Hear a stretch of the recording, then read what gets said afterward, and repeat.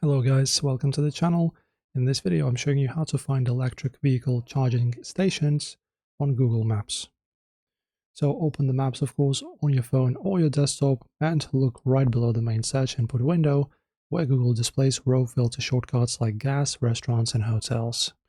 Then swipe through these and tap EV charging.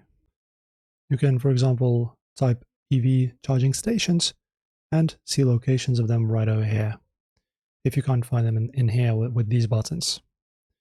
And as you can see, close to a certain area, we have these kind of charging stations.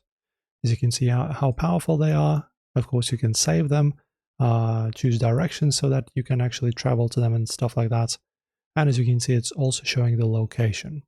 So as you can see, open 24 hours, we've got the phone, we've got everything, right? So you can just save them for the future. And if you need to recharge your Tesla or whatever you're driving, you can just travel and pick a charge.